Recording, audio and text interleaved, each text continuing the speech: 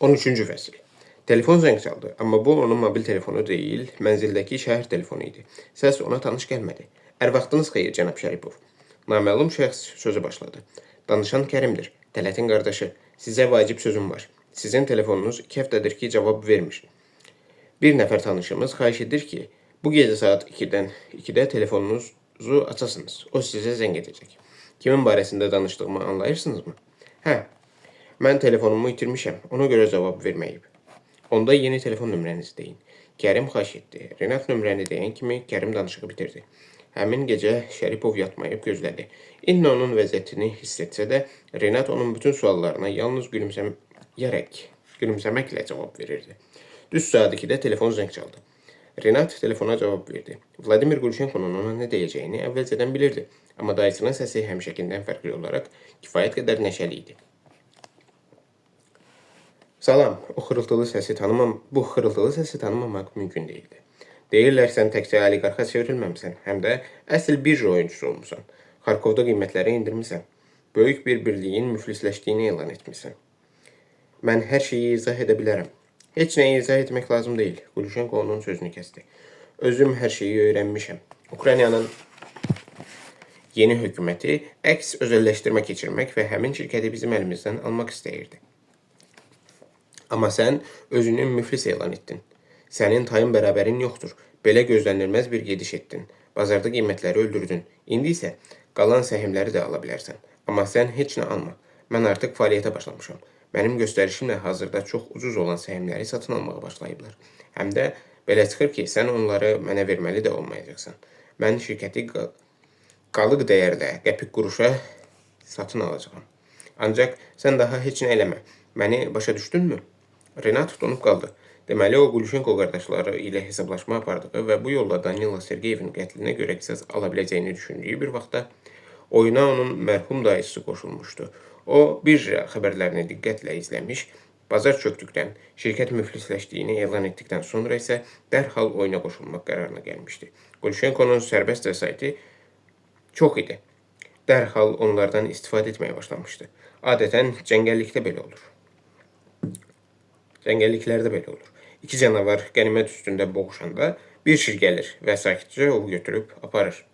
Gülşenko hər şeyi düz hesablamış. Səhmləri qalıq dəyərinə almağa başlamışdı. Faktiki olaraq özü satıb, özü də almışdı. Lakin Ukrayna hökuməti iflas məsələsindən sonra birliyi faktiki olaraq şirkəti xilas etmiş və dirçəltməyə başlamış yeni mülkiyyətçinin əlindən elə-belə ala bilməzdi.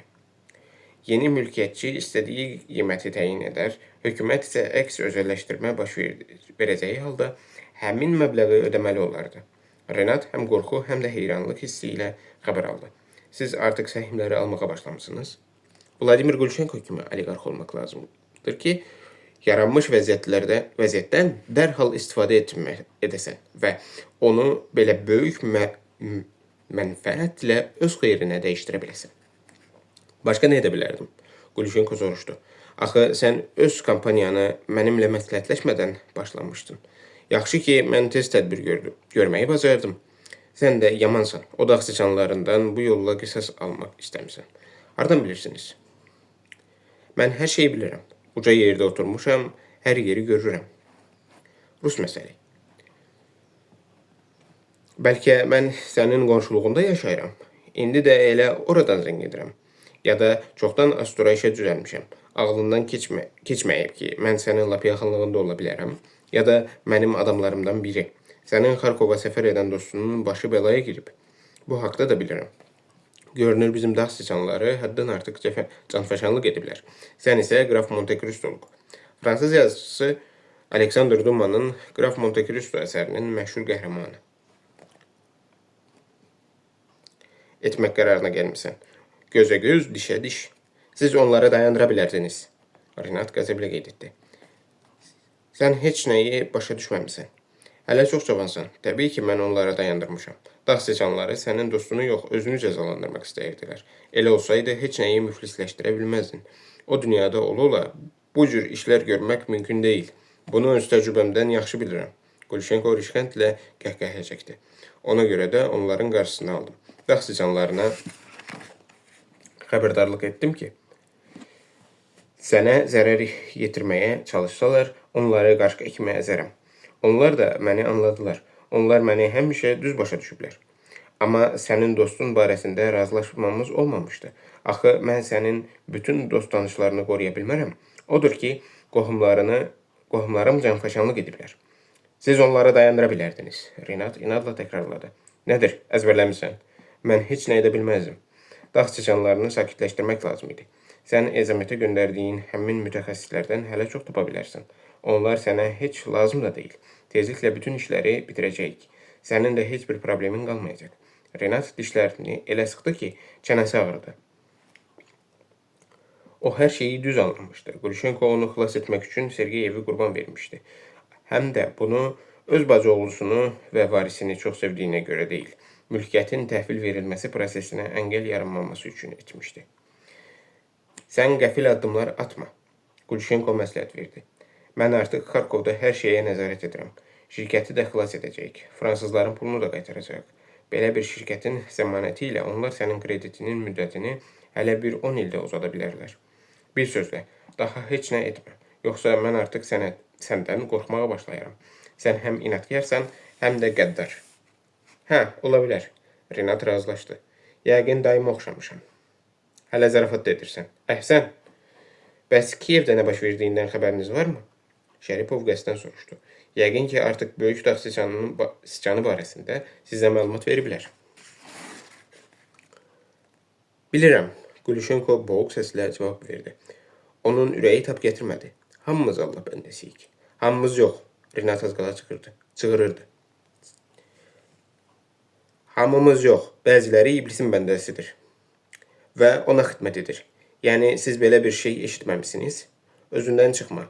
Mən ki, səni böyük dağ sıçanına görə danlamıram. Vəziyyəti başa düşürəm. Amma o mənim qohumum, əmioğlum idi.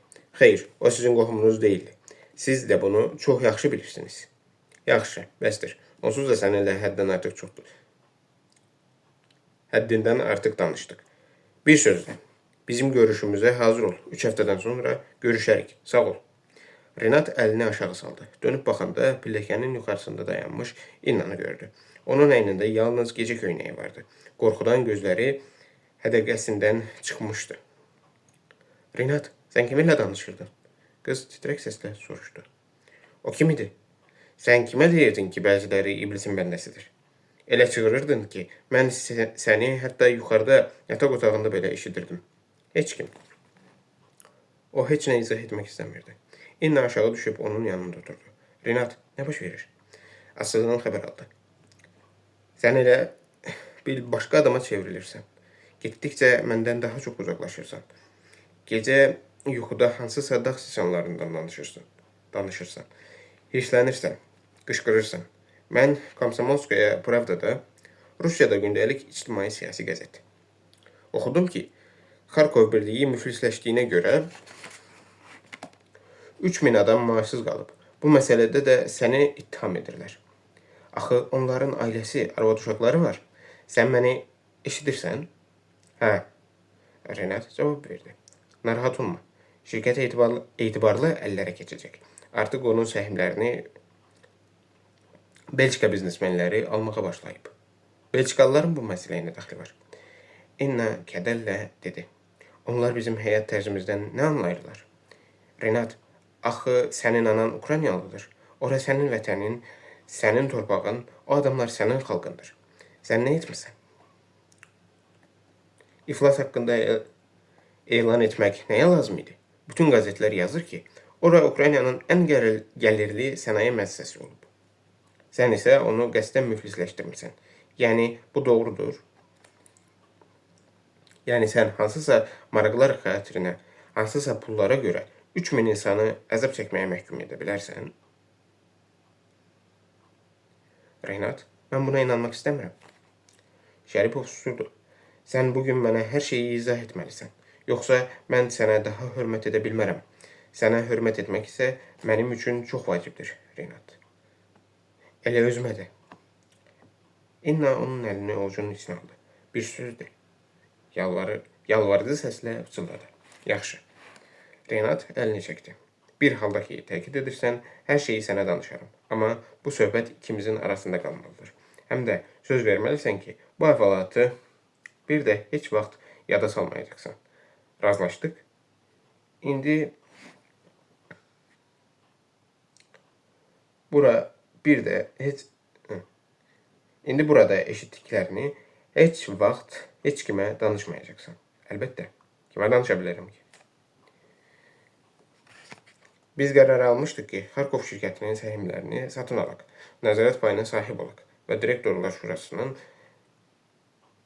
tərkibini dəyişdirək. Renat sözü başladı. Bunun üçün öz nümayəndəmizi Xarkova göndərdik. Danila Sergeyevi. Astro şirkətinin vitse-prezidentini. O sənin yadında olmalıdır. Cavan, ucaboy oğlandır. Geçən ay qəbulda olmuşdu. Yadımdadır. İnna başını tərpətdi. Amma qəzetlərdə onun həlak olduğunu yazırlar. Sən o qəzetləri az oxu. Renat məsləhət gördü. Onda özünü daha yaxşı hiss edərsən. Biz Danilanı Xarkova göndərdik. O da lazım olan qədər səhm aldı. Amma orada Sergeyevə təklif etdilər ki, həmin səhm payını başqa adamlara satsın. O təklifdən imtina etdi və bütün səhm payını bizim şirkətə verdi. Nəticədə biz nəzarət payına sahib olduq. Hamısını başa düşdünmü? Hələlik hə. Sonra nə oldu? Sergeyev Moskvaya qayıtdı. Onun rədd etdiyi həmin adamlar, daha doğrusu adamlıqdan uzaq olanlar isə o cür dəhşətli yolla qisas almaq qərarına gəldilər. Qatil tapdılar. Ona pul verib Moskvaya göndərdilər. Danilanı öldürmək onlara azlıq edirdi.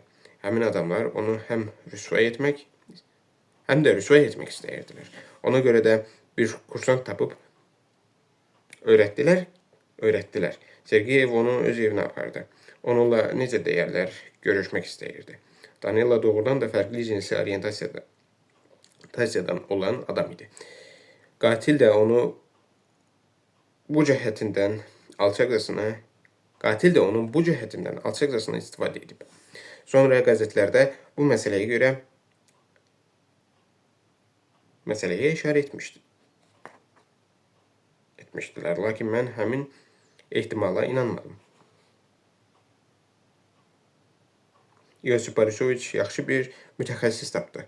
Həmin adam 30 ildən artıq DTK və FTX-də müstəntiq işləyib. İstifada olan polkovnikdir. Həmin polkovnik fərdi araşdırma apardı. Dəqiq şəkildə müəyyənləşdirdi ki, Sergeyevi bıçaqla qəsdən öldürüblər. Həm də öldürən adam hansısa qatil olub. Görünür, sonra kursantı da aradan götürüblər. Çünki onu heç yerdə tapa bilmirlər. Prokurorluq isə inadla həmin kursantı axtarır. Çünki onu qatil hesab edirlər. Əlbəttə, onu heç vaxt tapmayacaqlar. Amma həmin kursant onlar üçün sadəcə həbs olunmaqdan qorxub qaçan cinayətkardır. Mən qorxuram. İnna titrək səslə büzüşdü. Mən də qorxuram. Renat başını tərpətdi. Lakin anladım ki, əli qoynunda dayanıb gözləməməli, nəsə etməliyəm. Odur ki, qətli sifariş edənlərdən qisas almaq qərarına gəldim. O əzafları ziyana salmaq üçün bilə-bilə şirkətin müflisləşdiyini elan etdim. Onların əlində hələ satmağa macal tapmadıqları böyük miqdarda səhm qalmışdı. Yüksək gəlir əldə etmək üçün onları hissə-hissə satmağa hazırlaşırdılar. Mən axıradək təzyiq göstərdim. Nəticədə onların baş sifarişçisi nəinki tamamilə iflasa uğradı, həm də infarktdan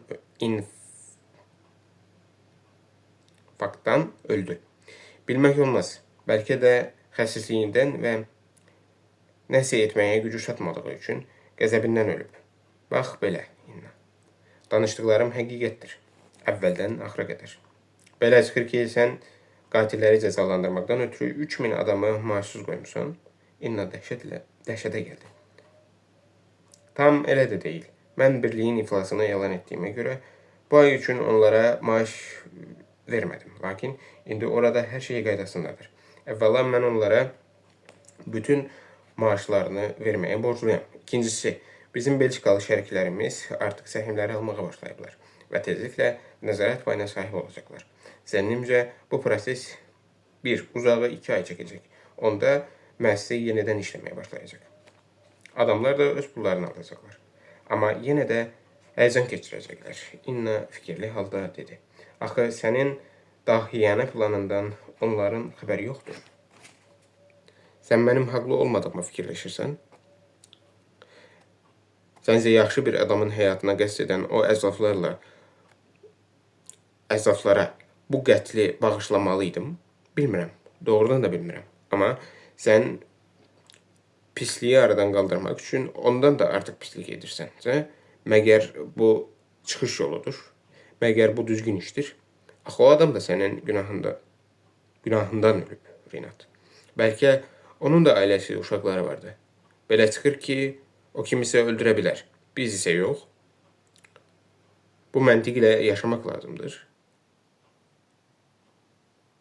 Qoy bizi öldürsünlər, zorlasınlar, soysunlar, dalasınlar. Biz isə qoyun sürüsü kimi susub baxmalıyıq. Onlara imkan verməliyik ki, istədiklərini etsinlər. Danila Sergeyevin pensiyada olan anası, 2 kiçik bacısı qalıb. Bəs onlar haqqında kimsə fikirləşdi mi?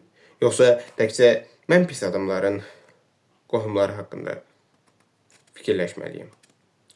Mən elə demədim. İnna başını aşağı saldı. Doğrudanmı böyük pullar həmişə çirkinlik, alçaqlıq, satqınlıq, qan deməkdir? Demək olar ki, həmişə. Rinat başını tərpətdi. Bunun hamısı hansı dərəcədə olduğunu təsəvvür də edə bilməzsən. Onda nəsə etmək lazımdır. Qız köksütürüb başını qaldırdı. Rinat, mən səni çox sevirəm. Amma minlərlə insanı soyuqqanlı halda əzab çəkməyə məhkum edən və lap alçaq biri də olsa, hər hansı adamın ölümünə səbəb olan şəxslə yaşaya bilmərəm. Sən belə etməməlisən. Gərək həmin polkovnikin topladığı bütün məlumatları milisə verəydin. Cinayət işlərini prokurorluq aparır. Renat onun sözünü kəsdi. Deməli, prokurorluğa vermək lazım idi. Onlar həmin adamı tutub mühakimə edərdilər. İndi isə onun qohumları səndən intiqam alacaqlar. Sən heç bu barədə fikirləşmirsən? Almayacaqlar, narahat olma. Onlar məhz mənə baş qoşmaqdan qorxduqları üçün Sergeyevi öldürüblər. Rinat, o adamların əlindən hər şey gəlir. Əgər onlar sizin vitse-prezidentin qətlini təşkil edə biliblərsə, deməli o adamlar üçün heç bir mənəvi qadağa, heç bir maneə və məhdudiyyət yoxdur. Başa düş, Rinat. Mən sənin üçün çox qorxuram. Çox. Eybi yoxdur. Rinat əlini onun çininə qoydu. Biz bunun öhdəsindən gələrik. İnna diksindi. Elə bil bədənindən elektrik cəryanı keçdi. Gedim yatım. Qız ayağa qalxdı. Səhər tez durmalıyım. Sənin çox qorxulu əhvalatların var, Rinat. Hətta uşaqlıqda da mənə bu cür əhvalatlar danışmayıblar ki, qorxmayım. Amma mənə başqa cür nağıllar danışıb.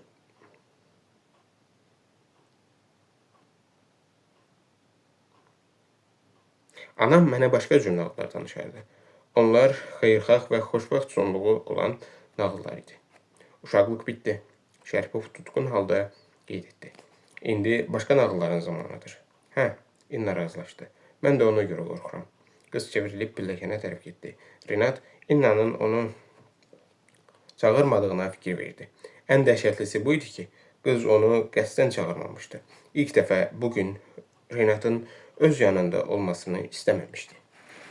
Son.